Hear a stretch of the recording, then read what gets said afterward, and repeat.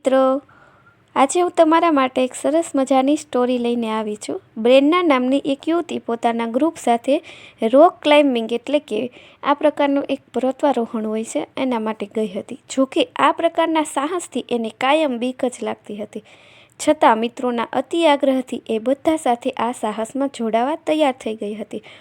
છતાં એના મનમાં ઊંડે ઊંડે એક ફફડાટ તો ચાલુ જ હતો। ગ્રેનાઇટના ઊભા પથ્થરો પર ચડવાનું આમ પણ જરાય સહેલું નહોતું। બ્રેન્ડાને પોતે ચડી શકશે કે કેમ એ અંગે પૂરેપૂરી શંકા હતી। બહારથી તો એ હિંમત બતાવી રહી હતી, પણ અંદરથી એ ખાસ્સી ડરેલી હતી। દોરડાઓના સહારે અને મિત્રોએ આપેલ હિંમતના ટેકાથી એ ધીમે ધીમે ચડી રહી હતી। ઉપર ચડતા એ એક વિશ્રામ સ્થાનથી થોડે જ દૂર હતી એ જ વખતે એક અકસ્માત થયો। એ છેલ્લું ચડાણ પૂરું કરે એ પહેલાં જ સલામતી માટે બાંધેલું દોરડું એના ચહેરા સાથે અથડાયું। એ સાથે જ બ્રેન્ડાની જમણી આંખમાંથી કોન્ટેક્ટ લેન્સ નીકળીને ક્યાંક ઉડી ગયો। એની ડાબી આંખ તો પહેલેથી જ નબળી હતી। જમણી આંખના સહારે જ બ્રેન્ડા એનું કામ ચલાવતી। અચાનક આજે કોન્ટેક્ટ લેન્સ નીકળી જવાથી એ આંખ પણ નકામા જેવી જ બની ગઈ। એને આસપાસનું બધું ઝાંખું દેખાવા માંડ્યું।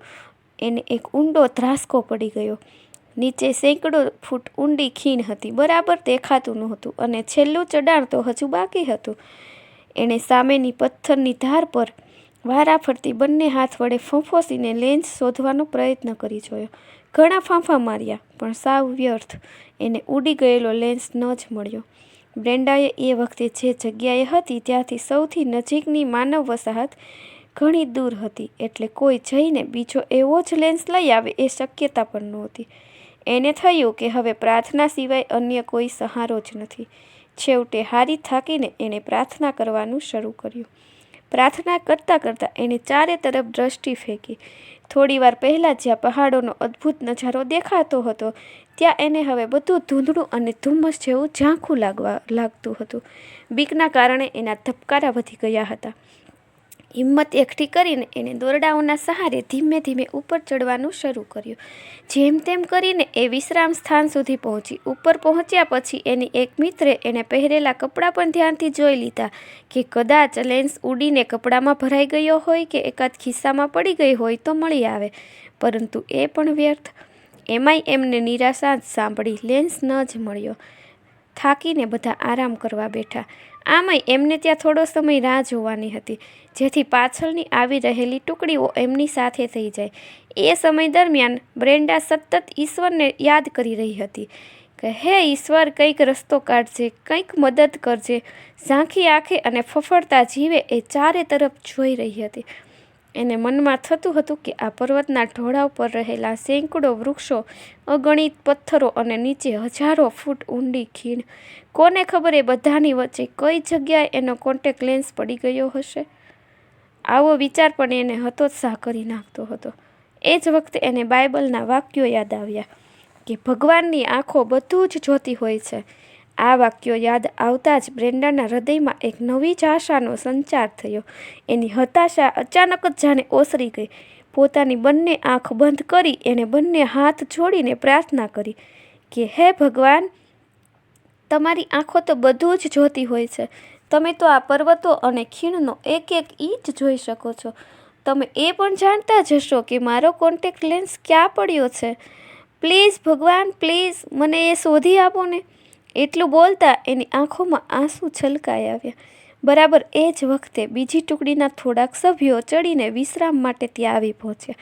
એમાંના એકે બૂમ પાડી, હે યુ ગાઈઝ, એ મિત્રો, તમારામાંથી કોઈનો કોન્ટેક્ટ લેન્સ પડી ગયો છે? આ સાંભળીને બ્રેન્ડા સફાળી ઊભી થઈને બોલી ઉઠી, હા ડૂડ, હા ભાઈ, મારો પડી ગયો છે। ઓહ, થેન્ક યુ સો મચ દોસ્ત, તારો ખૂબ ખૂબ આભાર।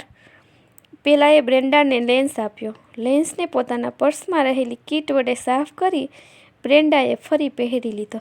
પછી પેલાને પૂછ્યું, પણ દોસ્ત, તને આ લેન્સ મળ્યો કઈ રીતે? તું નહીં માને, પેલાએ કહ્યું, હું અહીંથી થોડી નીચાઈ પર એક પથ્થરની ધાર પકડીને ચડી રહ્યો હતો। મારું માથું એ ધારની ખૂબ નજીક હતું। અચાનક મારી નજર એક વિચિત્ર દ્રશ્ય પર પડી। મારી આંખની બરાબર સામે જ એક કીડી આ લેન્સ લઈને ચાલી રહી હતી। જો એણે આ લેન્સ ઉપાડ્યો ન હોત તો મને એ દેખાત જ નહીં, પરંતુ એ હલતો હતો એટલે જ મારી નજરે ચડી ગયો।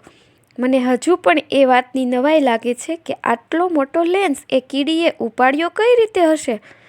બ્રેન્ડા કંઈ જ ન બોલી. એની આંખોમાં આંસુ આવી ગયા. એને ખબર પડી ગઈ હતી કે નાનકડી કીડીએ આવડા મોટા કોન્ટેક્ટ લેન્સનો ભાર કઈ રીતે ઉપાડ્યો હશે. એનું મન કહેતું હતું કે કદાચ ભગવાનને જ એને આમ કરવાનું કહ્યું હશે. બ્રેન્ડાના પિતા એક જાણીતા કાર્ટૂનિસ્ટ હતા. એમણે આ આખી ઘટના છપાવી હતી. એમાં એમણે એક કાર્ટૂન દોરેલું જેમાં એક કીડી કોન્ટેક્ટ લેન્સ ઉપાડીને ચાલતા ચાલતા બોલી રહી હોય કે હે ભગવાન, મને સમજાતું નથી કે તું મને આવી નકામી ચીજ ઉપાડવાનું કેમ કહે છે. એક તો હું એને ખાઈ શકતી નથી અને બીજું એ વજનમાં પણ અત્યંત ભારે છે, પરંતુ તું મને આ કામ કરાવવા જ ઈચ્છતો હોય તો હું એ ચોક્કસ ઉપાડીશ, કારણ કે એની પાછળ તારો કોઈ શુભ આશય જરૂરથી હશે. આપણે બધા ઘણી વખત એવું બોલતા હોઈએ છીએ કે હે ભગવાન, તું મારા પર આ કેવો વિચિત્ર અને ભારેખમ બોજો નાખી રહ્યો છે, પરંતુ આપણે એક વાત ભૂલી જઈએ છીએ કે આપણે એની સાથે એક વધારે વાક્ય જોડવું જોઈએ. કંઈ વાંધો નહીં ભગવાન, તું મારી પાસે આ બોજો ઉપડાવવા જ માગતો હોય તો હું એ ચોક્કસ ઉપાડીશ, કારણ કે એની પાછળ તારો કોઈ શુભ આશય જરૂરથી હશે. આપણે એ પણ યાદ રાખવું જોઈએ કે ભગવાન કોઈ કામ કરાવવા માટે નિષ્ણાતોને જ પસંદ કરે એવું નથી હોતું, પણ હા, એ જેને પસંદ કરે એને એ કામમાં નિષ્ણાત જરૂર બનાવી દેતા હોય છે. મિત્રો, તમને મારી આ સ્ટોરી પસંદ પડી હોય તો કોમેન્ટ કરીને જરૂરથી જણાવજો. અને હા, લાઇક અને સબસ્ક્રાઈબ કરવાનું ભૂલશો નહીં, જેથી હું આવી જ અન્ય સ્ટોરી તમારા સુધી પહોંચાડી શકું. Thank you.